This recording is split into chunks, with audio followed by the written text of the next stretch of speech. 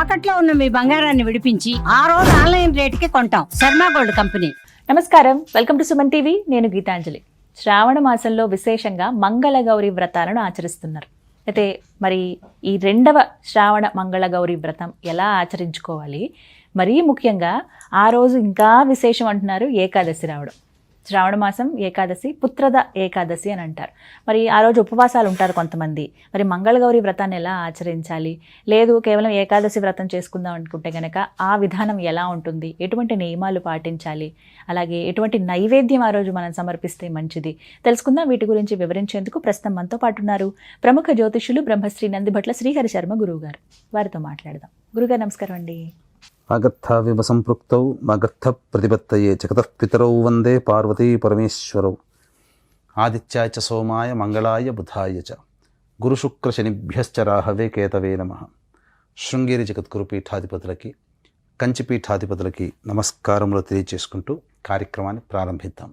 గురుగారు, మంగళగౌరి వ్రతాలు మొదటి వారం చాలా చక్కగా ఆచరించారు అందరూ కూడా. ఈ రెండవ వారం కూడా అయితే ఇప్పుడు విశేషం ఏకాదశి కదండి. చాలా విశేషమమ్మా. శ్రావణ మాసంలో శుద్ధ ఏకాదశి మంగళవారంతో రావడం అనేటువంటిది చాలా గొప్పదైందిగా చెప్పవచ్చు. ఎందుకనంటే దీన్ని పుత్రద ఏకాదశి అని అంటారు. ముఖ్యంగా వివాహమైపోయి అంటే గత ఏప్రిల్ మేలలో వివాహాలు జరిగి చక్కగా ఆషాఢ మాసం అంతా తల్లిగారింట్లో ఉన్నటువంటి అమ్మాయి శ్రావణ మాసంలో తల్లిగారింట్లో చక్కగా వ్రతాన్ని ఆచరింప చేసుకొని అత్తవారింట్లో అడుగుపెట్టి చక్కగా వ్రతాన్ని ఆచరించుకునే సందర్భం. ముఖ్యంగా ఎవరైతే వంశాన్ని ఉద్ధరించగలిగేటువంటి సంతానం కావాలని కోరుకుంటారో అటువంటి వాళ్ళు ఈ ఏకాదశి మంగళవారం కలిసి వచ్చినటువంటి అద్భుతమైన రోజుని మాత్రం మిస్ చేసుకోకూడదు. కాబట్టి ఏకాదశి వ్రతాన్ని ఆచరించాలి. అలాగే మంగళ గౌరీ వ్రతాన్ని కూడాను ఆచరించినట్లయితే ఇక్కడ అంతర్లీనంగా మనకు గమనించుకున్నట్లయితే ముగ్గురమ్మల యొక్క మూలపు శక్తి ఈ ఏకాదశి రోజున ఉద్భవించబోతుంది. కారణం ఏంటంటే జ్యేష్ఠ నక్షత్రం 11:37 వరకు ఉంటే తదనంతరం మూలా నక్షత్రం వస్తుంది. మూలా నక్షత్రము సరస్వతి అమ్మవారికి సంబంధించిన నక్షత్రం. పైగా మంగళవారం కాబట్టి మంగళ గౌరి, ఇక్కడ సరస్వతి గౌరీదేవి వచ్చేసేసారు. ఏకాదశి వ్రతం ఎవరికి సంబంధించినటువంటి? విష్ణువుకు సంబంధించినటువంటిది. కాబట్టి విష్ణు ఆరాధన చేసేటప్పుడు సపత్నీకముగా చేస్తాము, కానీ కేవలం విష్ణునే దృష్టిలో పెట్టుకొని చేయం కదా. అంటే లక్ష్మీ ఆరాధన కూడా చేస్తాం. అంటే ఒకే రోజు ఏకకాలంలో ముగ్గురు అమ్మలని కూడా పూజించుకునే తత్వము ఈ యొక్క శ్రావణ మాసంలో వచ్చింది. శ్రావణ మాసంలో అన్నీ కూడాను గొప్పదైనటువంటివే. ఎందుకో మనకు ప్రపంచంలో ప్రజలని ఉద్ధరించడానికే అనేక విషయాలు కలపోతగా ఈ మాసంలో ప్రత్యేకతలు అనేటువంటివి ఉన్నాయని చెప్పవచ్చమ్మా. కేవలం సంతానమనే కాదు, మనిషికి మోక్షం కావాలి. అలాగే మోక్షం అంటే ఏంటి? మళ్ళీ జన్మెత్తకుండా. ఇక్కడ ఇంకొక భావంతో మోక్షం అనేటువంటిది కావాలి. అంటే తాను ఏదైతే సమస్యలతో బాధపడుతున్నాడో ఆ సమస్యలకి మోక్షం కలగాలి. అంటే అనుకున్న పని నెరవేరాలి. అంటే ఏకాదశి వ్రతాన్ని ఆచరిస్తే దీని యొక్క ఏ ఏకాదశి వ్రతానికైనప్పటికీ కూడా చెప్పబడినటువంటి నియమం ఈ శ్రావణ మాసంలో ఏకాదశి వ్రతానికి చెప్పబడి ఉంది. ఏంటి అనంటే దశమి రోజున ఉపవాసం ఉండాలి, ఏకాదశి రోజున ఉపవాసం ఉండాలి, ద్వాదశి రోజున ఉపవాసం ఉండి తాను ఇంట్లో వండినటువంటి పదార్థాన్ని ముందుగా శిష్టులకి, అన్నార్తులకి, వాళ్ళకి పెట్టి తదనంతరం దంపతులు భోజనం చేయాలి. ఈ విధంగా ఎవరైతే చేస్తారో వాళ్ళకి సంపూర్ణముగా ఆ యొక్క విష్ణు యొక్క అనుగ్రహం, ఈశ్వరానుగ్రహం, అమ్మవారి అనుగ్రహం కూడా ఈసారి మంగళవారం రావడం వల్ల కలుగుతుందని చెప్పవచ్చు. కాబట్టి ముఖ్యంగా చాలామంది చేసే తప్పేంటంటే ఈ యొక్క నామస్మరణ అంటే ఉపవాసం ఉంటూ దైనందిన కార్యక్రమాల్లో ఉంటుంటారు, ఆఫీసులకు వెళ్ళక తప్పదు. కానీ ఈ యొక్క ఏకాదశి, శ్రావణ శుద్ధ ఏకాదశిని ఏం చెప్పబడి ఉందంటే శాస్త్రంలో శ్రీధర నామముతో ఉపాసించమని చెప్పబడి ఉంది. నిత్యం శ్రీధరాయ నమః, శ్రీధరాయ నమః, శ్రీధర శ్రీధర శ్రీధర శ్రీధర శ్రీధర అనుకుంటూ ఉండాలి. ఈ యొక్క ఏకాదశి రోజున పౌర్ణమి వెళ్ళిన తర్వాత కృష్ణపక్షంలో వచ్చే ఏకాదశి రోజున జనార్దన నామధేయంతో ఉపాసించుకోవాలి.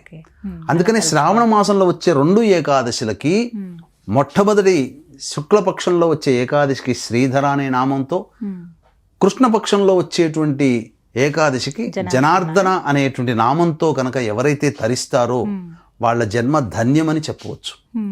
కాబట్టి ఈ విధంగా వీక్షించేటువంటి ప్రేక్షకులు విష్ణు యొక్క ఆరాధన ఈ విధంగా చేయాలి.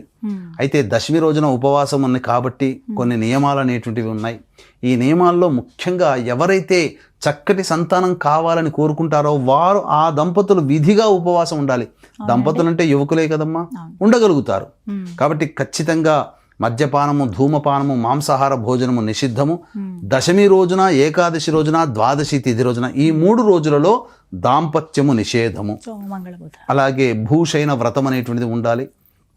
చక్కగా మనసులో ఎటువంటి వికారాలు లేకుండా దశమి రోజు సోమవారం కలిసి వచ్చింది కాబట్టి శివనామ స్మరణ చేసుకుంటూ, మంగళవారము మంగళగౌరి కాబట్టి ఇటు అమ్మాయి అయితే గౌరీదేవిని పూజ చేసుకుంటూ చక్కటి సంతానం కావాలని, అబ్బాయి అయితే చక్కగా శ్రీధర నామంతో విష్ణుదేవుణ్ణి నామస్మరణ చేసుకుంటూ ఉపవాస నియమాన్ని పాటిస్తూ, ద్వాదశి రోజున ఆ దంపతులు ఇద్దరు కూడాను అనాథలకి కానీ, అన్నార్తులకి కానీ, బ్రాహ్మణులకి కానీ, ఎవరికైనా కానీ ఈ యొక్క భోజన తాంబూలాదులు ఏర్పాటు చేసి తదనంతరం ప్రసాదముగా మిగిలినటువంటి దాన్ని ఆ దంపతులు కనుక భుజించినట్లయితే శివకేశవ అనుగ్రహ ప్రభావం వలన వాళ్ళింట్లో ఉన్నతమైనటువంటి యోగ్యమైనటువంటి సంతానం కలుగుతుంది. ఒకటి, ఈ విధంగా ఎవరు పాటించినా వాళ్ళకందరికీ కూడా వాళ్ళ సమస్యలకి మోక్షం కలిగి వాళ్ళు అనుకున్నటువంటి పనులు నెరవేరుతాయని చెప్పడంలో ఏమాత్రం సందేహం లేదు.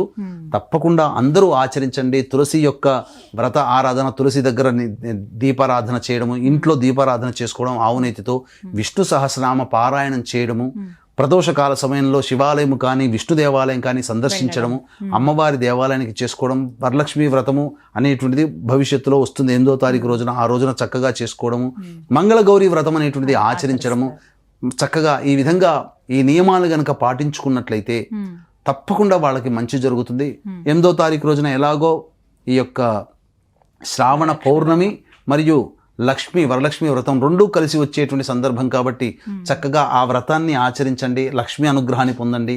అలాగే మన పీఠం ఆధ్వర్యంలో రాత్రి 9 గంటలకి నిశీ సమయంలో శ్రావణ లక్ష్మీ పౌర్ణమి మరియు వరలక్ష్మి వ్రతం కలిగినటువంటి సందర్భంగా ప్రతి మహిళ వరలక్ష్మి వ్రతాన్ని ఆచరిస్తారు.